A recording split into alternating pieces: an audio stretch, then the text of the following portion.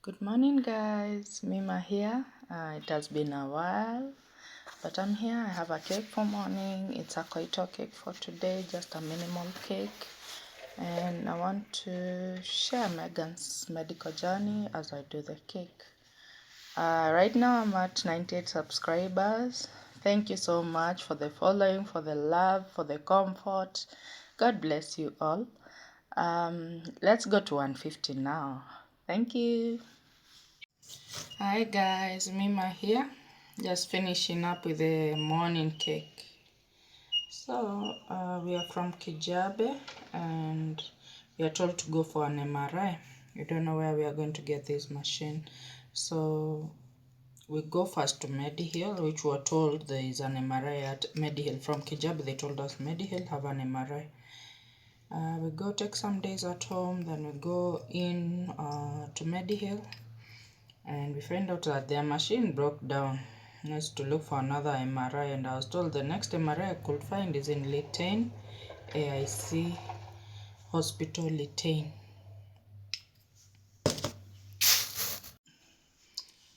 So we were told that we have to go to AIC Litain now and have the MRI there.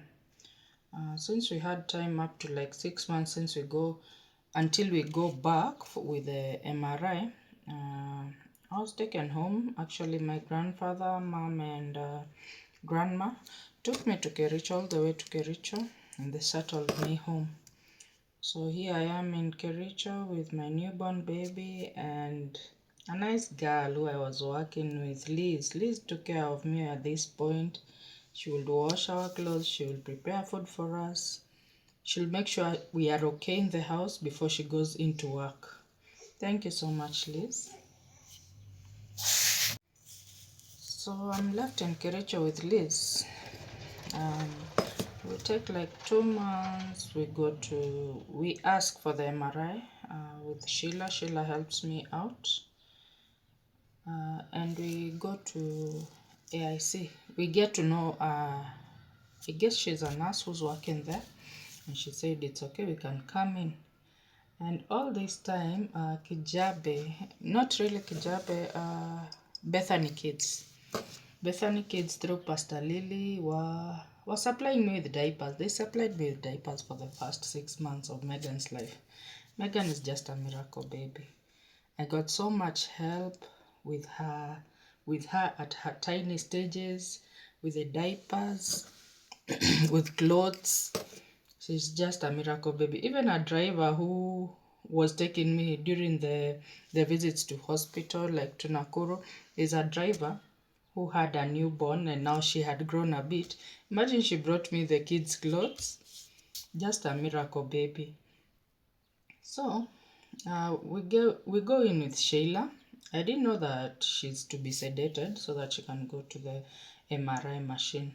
And during sedation, it means she needs to have not eaten for at least 4 hours. And at the time we are being told this, I'm still breastfeeding her.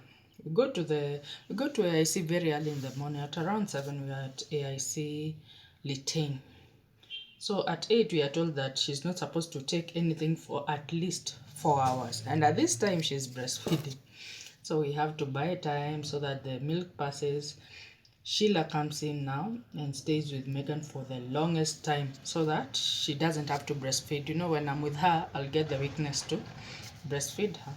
When she cries, we go to a friend at Litain. We spend there up to around 2 p.m. We go in and I'm told that the baby is not, I won't go in where the machine is with Meghan. So she has to go and the scan be done. So the scan was done in like, I don't know, 30 minutes to 1 hour. We're done and we're told to go home. The results will be sent to my phone within 2 to 3 days. So we go back home. Oh, during the sedation, thank you so much, Pastor Lily. Pastor Lily is a big help all this time. Pastor Lily pays for the sedation. The sedation is 5,000 shillings. And I didn't have this. I had already paid for the MRI. So I didn't have the 5,000. When I talked to Pastor Lily, she came through for us and she paid for it. Thank you so much, Pastor Lily. Thank you so much, AGC Hospital and Bethany Kids, for standing with me. So we go back. The MRI is sent a day after, and it confirms everything. It confirms that Meghan, that the spine is halfway at her back. It confirms this mass is just the wall that didn't form, and then something new comes up. There's some issue with her kidney, and I didn't understand. They just say the kidney are joined.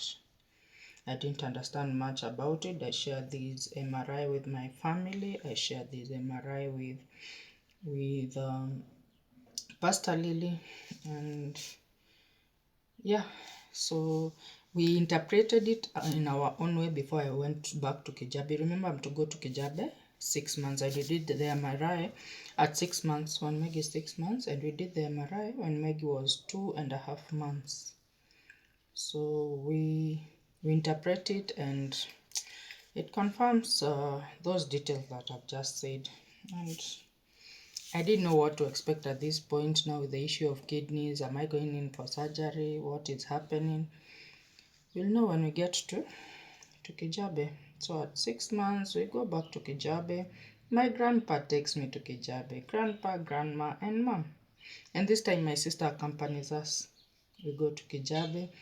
The doctors are so happy to see me. I'm so stable. Maggie has grown. Maggie has doubled on her weight. She came when she was 2.5. She's now 5.2. And we were really happy. We thank God for the milestones, for everything. So they said at this point, Maggie had started weaning her. And she was okay. She was doing fine. But she was breastfeeding more than eating. So we go in, and the doctors at Kijabe, Bethany. Bethany is where the kids are taken care of. It's like a kids hospital inside Kijabe, Bethany Kids. So we go into Bethany, and the doctors, Dr. Meret and her team, they take a look at the MRI, and they say that the baby is okay, and this issue with the kidney is something that we'll be having test every 3 months. I have to be at Kijabe to have tests to see how the kidney is working and how the other organs are coping up, and the opening of the urinary and everything. Then we go into cure, and they take another x-ray of her, and they say the legs are still at the same position, but now they can tell which bone is which. She's grown, she's bigger. Now we give her time like 3 months and see if she's able to sit on her own. So we go back home. After 3 months, we go back in at Kijabe, and Maggie is sitting. Maggie is active. She's sitting on her own. She's touching things. She's okay. But now, at the weaning stage, she developed severe constipation. When I go to the local hospital here at Kericho district referral, they are asking me to have this enema. They put enema on her, but now she's bleeding, but nothing is coming out. Her pop would come out in pebbles, like big stones, pebbles. So we go into Kijabe, and we were introduced into this medication known as this medication to just help ease the constipation. I was given 2 tablets for a baby. No, one was to dissolve in water, and the other one was a tablet. You had to crush it and dissolve it in water. So we took this, and she was okay for some time. And continue with the feeding and all. Every 3 months I would go to Kijabe. This was really exhausting financially, emotionally. It was really exhausting. And then I saw there's no need of me calling grandma and my grandfather to take me to hospital, because now these visits are more often. Every 3 months, I have to come up with like 20,000 to just go and visit. My church, my care group at AGC, KCC care group, thank you so much. They came forth for me. Pastor Lily was there too, providing financially so that I can go on these trips and Meghan be checked out. the kidneys and all, and how her bone structure is forming. Thank you so much. So these visits became so frequent. I had to go in, especially for the kidney checkup. I had to go in. They check her kidneys. They say they are at this rate, they are okay, they are doing well. Go and come back after another 3 months. This became a lot. So I would commute. I would come from Kericho to Kijabe, and I discovered some hotels that I could sleep around the hospital so that I could go in very early because of the long queues at Kijabe. I discovered one known as Moffat, which was good, but they didn't provide any food there, so you have to go with your food. Just give you a room, a bed, and a shower. That was at 500 shillings. And then with time, I discovered another place known as Mustard Seed. This is a very nice place, sponsored by Kijabe, the neuro department. So most kids who are there have neuro issues, and those kids who are taken there and have those neuro issues, they don't have to pay anything. But for the other people, you pay like 300 shillings a night. For adults, they don't charge for kids. So we go in there. It's a nice place. It's a home. It's actually a home. There are 2 blocks and there are many beds. There's a sitting area, a living room, and there's a kitchen and there's a dining area. We'd eat. They will provide breakfast, lunch, and supper at, imagine, 300 shillings if your child doesn't have these neuro issues. If they have neuro issues, there are very severe cases here at Mustard Seed. Some kids, you'd find that they have the intestines are not inside the body. The child was born with the intestines being out of the stomach. So they have to go into Kijabe many times for surgical issues. So they are given a place to stay at Mustard Seed with no pay, imagine. Then we would cook for ourselves. There's someone who runs. There are some people who are running the place like matrons. We cook for ourselves. You can wash your clothes. You can go hang your clothes. We eat at the dining area. Before we go to sleep, we go to the living space and we pray together. We sing together. We share testimonies. We go and sleep. In the morning, the same thing. You come, we have a service in the morning, and then we have breakfast, and you're released to the hospital. You go to the hospital for your checkups. If you have to sleep another night, you go back into Mustard Seed. They are really loving people.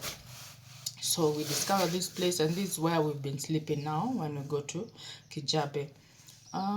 So this year, this 2026, I've not been able to go to Kijabe, mainly financially, and by the end of last year, Cure came forward and told me that there is nothing they can do for Meghan because there is no connection between the spine and the legs, and there's no technology that has reached this far to develop a bone so that you can join the legs and the spine. So we have to let her be and just see how her growth is. By the time she's at like 5 years, we do another MRI to see how the bone is, because I did a second MRI when she was around 2.5 years, and it showed that the spine has some fluid inside, but it was a very small quantity, and they said this is not a cause of worry. So they connected me with Hope Mobility. I have a friend who helps me out at Kijabe. When I go there, she's a cook, she's a chef. So when I go there, when she's on off, she's there with me. She's Mary. Mary, thank you so much. She goes there with me. So she's the one who registered me with Hope Mobility. They went to Kijabe Church, AIC Church, and that's where they issued the wheelchairs at the church. So that's where we went and were given the wheelchair. Yeah, so this year so far I've not gone into Kijabe, but I'm supposed to go because Meghan has to have the check of her kidneys, and I'm hoping by January she'll be able to join school. So, and she doesn't really like using the wheelchair. She like going on her paws, on her knees and hands. So in this process, she scrapes her hands and she scrapes her trousers. But I have to do very huge trousers, the corduroy trousers for her so that she does not scrape her knees and her foot. Her left foot is on the floor most of the time. So I'm thinking to go into Kijabe. Kijabe Cure can help me come up with something to prevent the scraping, because now, you know, with uniform is not as heavy as what I would put her. I will put her in at home. So let me go in. I'm hoping when the schools reopen by the end of this month, August, I'll be able to go with my son. My son's school's very far at Tarakanithi Meru, a school known as Reverend Kingi. So when he goes to school and I take him to Nairobi so that he can go to school, I think I'll pass by, when I'm coming back to Kericho, I'll pass by Kijabe and see what they can do for us concerning the situation that we are going to school soon, and the checkup for her kidneys, how they are doing and how her intestines are doing. But so far I've not had any issues with her constipation. She's not mainly on medication. With my friend Mama Kelsey, we saw that we have to blend every night. I have to blend. We tried this first to blend bananas and avocado for her, and sometimes I'll put spinach, because there's some point where she was very sickly until I'm told she's anemic, she has to be blood transfused. At this point is where Mora came in and told me, why go through all this, and she can take something, so let's blend some bananas, avocado and spinach and see how it takes her. And since we started this, I think we started this when she was 2 years old, and since we started this, she has not had any issue. Her immunity has built up. She doesn't have any issues with constipation. This constipation was really severe. She would really cry.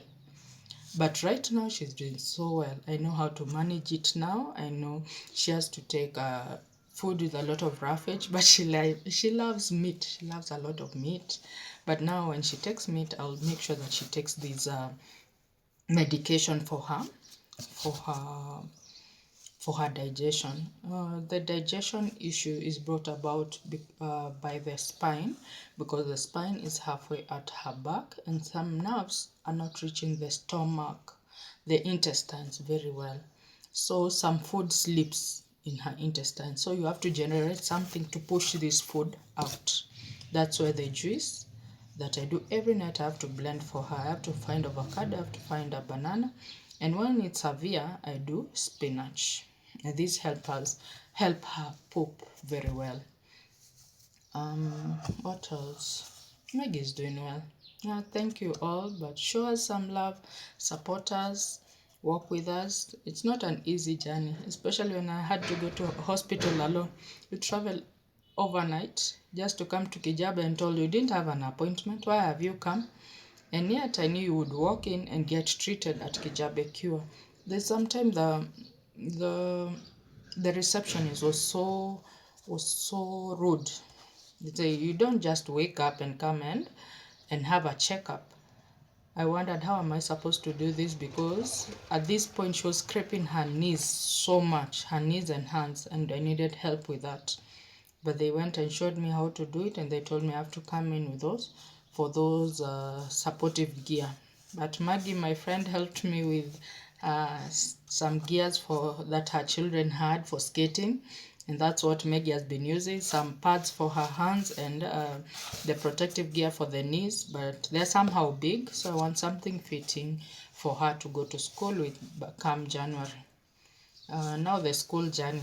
Finding a school is not easy for Meghan at Kericho, but we'll get to find out. Thank you guys.